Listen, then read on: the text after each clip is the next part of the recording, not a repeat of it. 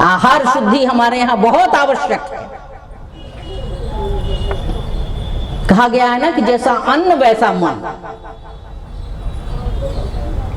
जो इतनी अच्छी अच्छी बातें बोल रहा था कुंभकर्ण, जगदम्बा हरियाणसी सठ चाहसी कल्याण, और जब वो मांसाहार करके शराब पी करके नशा में बुत होता है कि मैश खाई कर मदिरा पाना, अगर जा वज्राघात समाना, इतनी जोर से गर्जना की। जो बढ़िया बात बोल रहा था वो इतने जोर से गर्जना की, रावण को लगा कि हाँ अब रास्ते पर आ गया है। ठीक है राक्षसेंद्र, मैं जाता हूं युद्ध में। और कुंभकर्ण प्रभु श्री राम से युद्ध करने के लिए चलता है। प्रभु श्री राम ने कहा विभीषण, एकाएक ये आकाश काली बदली से कैसे आच्छादित हो गया? विभीषण ने कहा सरकार ये काली बदली नहीं है, तो ये काली माँ, ये विकरालता, ये क्या? तो विभीषण कहता है क्या कि नाथ भूधराकार शरीरा। सरकार ये बादल नहीं है तो क्या है? कि नाथ भूधराकार शरीरा, कुंभकर्णयावत रणधीरा। रणधीर कुंभकर्ण युद्ध के लिए सरकार आ रहा है। राम जी ने कहा ठीक है। प्रभु श्री राम धनुष्बाण ठीक ठाक करने लगे, तब तक विभीषण एक बात कहता है, सरकार जब मैं आपके पक्ष में आया ना तो भाई कुंभकर्ण सो रहे थे। आते समय उनसे साक्षात्कार नहीं हुआ। अब जगह आदेश दिया जाता तो जरा मैं उनसे मिला। राम जी ने कहा हाँ जाओ। विभीषण सकुचे हुए कुंभकर्ण के पास गए, लाल लाल आंखों को खोलते हुए कुंभकर्ण ने कहा विभीषण तुम अभी जीवित हो? नीची निगाह करके विभीषण ने कहा मर कर बचा। और भाई हमने दल बदल लिया, कुछ समझा नहीं। विभीषण ने कहा मैं श्री रामादल में चला गया। जैसे कुंभकर्ण सुनता है रामादल में, लड़खड़ाते जुबान से ही, लेकिन कुंभकर्ण के मुख से निकला कि धन्य धन्य तय धन्य विभीषण। ओ कि धन्य धन्य तय धन्य विभीषण। 3 बार धन्यवाद देता है। धन्य धन्य तय धन्य विभीषण, अतात भयउ। तुम जो हो राक्षस कुल के भूषण हो गए भाई, तो फिर मेरे पास क्या करने आया? मैं तो उसी का चेहरा हूं, उसी की ओर से युद्ध करने जा रहा हूं।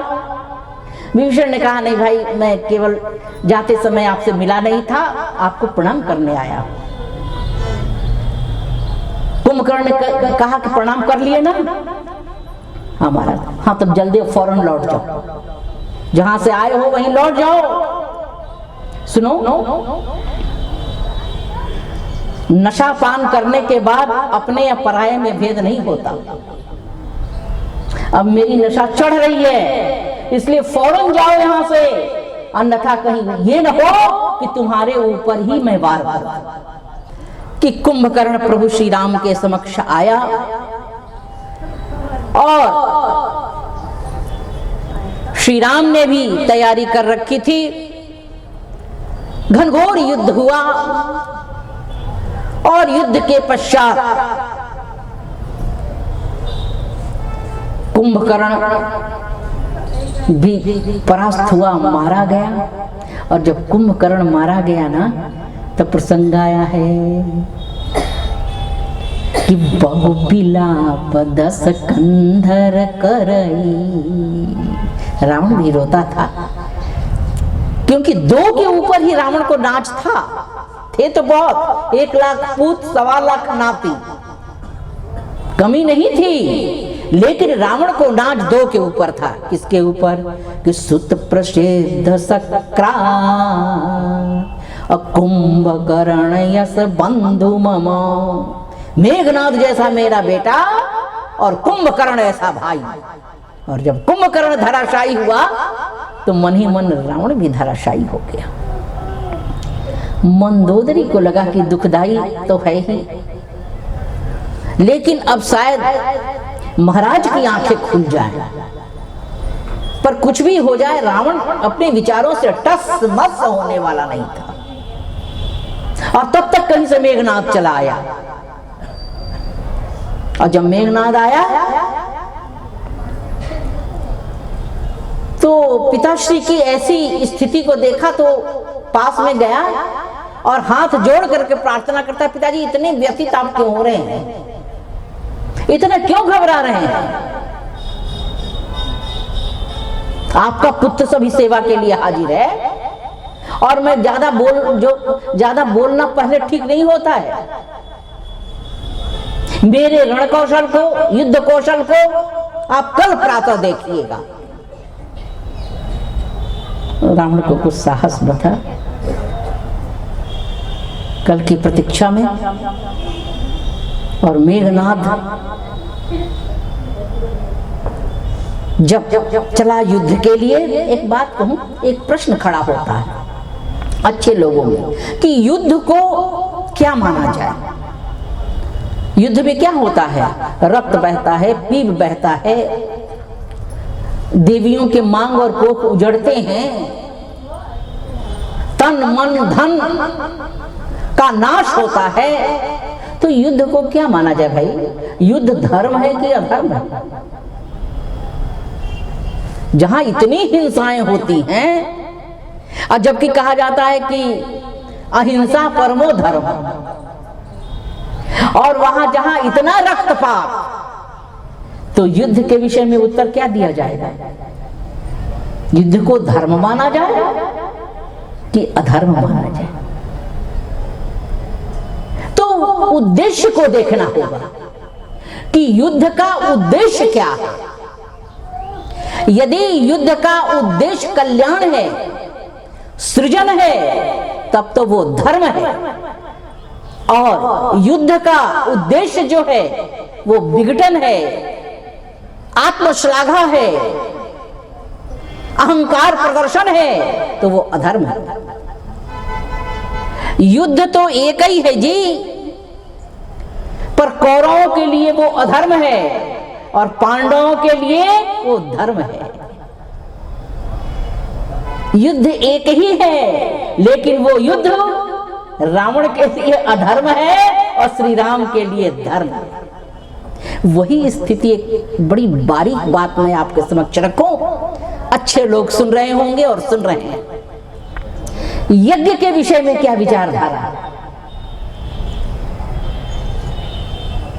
क्योंकि हमारे श्री रामचरितमानस में यदि कोई खड़ा होकर पूछ दे ये प्रश्न, तो कथावाचकों के लिए ये चुनौती हो जाएगी। भाई इतना यज्ञ का बखान किया जाता है, लेकिन मानस में तो कई यज्ञ हुए हैं जिनको विध्वंस कर दिया गया है ना भाई, पढ़ा होगा ना। रावण के यज्ञ का भी विध्वंस किया गया, मेघनाद में ने भी जो यज्ञ ठाना था विध्वंस करवा दिया गया। तो ये क्या, यज्ञ को विध्वंस कराना? तो यज्ञ का भी अभिप्राय देखना होगा भाई। जिस यज्ञ के द्वारा समाज का, देश का कल्याण होने वाला है, उस यज्ञ की रक्षा के लिए तो स्वयं प्रभु श्री राम आए। यज्ञ की रक्षा के लिए कि धनुष यज्ञ सुनि रघुकुल नाथा, नंगे पांव पहुंचे, इसमें कल्याण होगा। प्रात कहा मुनि सन रघुराई, अरे निर्भय यज्ञ करो तुम जाई, निर्भयता का उद्देश्य संत महात्माओं का, यज्ञ करो रक्षा के लिए मैं आया। और वही लंका में होने वाले यज्ञ को विध्वंस कराया गया। कारण क्या? जिस यज्ञ का लक्ष्य विघटन है, नाश है, उसकी रक्षा नहीं हो सकती। और जिस यज्ञ का लक्ष्य सृजन है, कल्याण है, समाज का, देश का, परिवार का, व्यक्ति का, उसकी रक्षा करना अत्यावश्यक है। तो यहां यही है, श्री राम के हाथ में भी अस्त्र शस्त्र, और आगे रावण भी आएगा। अभी तो कुंभकर्ण गया, मेघनाद अस्त्र शस्त्र लेकर गया है। क्या विचारधारा है? अच्छा, एक और बात बहुत बारीक, ऊपर से देखने में तो लग रहा है कि मेघनाद जब अस्त्र शस्त्र लेकर चले तो राम जी भी तैयारी करने लगे। लक्ष्मण जी ने कहा नहीं भैया, ये ठीक नहीं है। उधर से मेघनाद है तो इधर से भी आपका पुत्रवत लक्ष्मण को ही जाने दिया जाए, आगे आप देखिएगा। तो इधर से श्री लक्ष्मण, और दूसरी बात ये, थोड़े समय तक प्रभु भी खड़े रहे, लेकिन मेघनाद के साथ एक बात भी थी कि प्रभु श्री राम के हाथों उसका वध लिखा नहीं था। मेघनाद का जो वध लिखा था किसके हाथ से? कि नींद नारी भोजन परिहरहि, अरे 12 बरस तासु कर मरहि, श्री लक्ष्मण के हाथ से। तो इधर से श्री लक्ष्मण अस्त्र शस्त्र लेकर और उधर से मेघनाद देखने में, लेकिन वास्तविकता क्या है? ये लक्ष्मण और मेघनाद का युद्ध नहीं है, बल्कि भारत की 2 सतियों का युद्ध है, देवियां।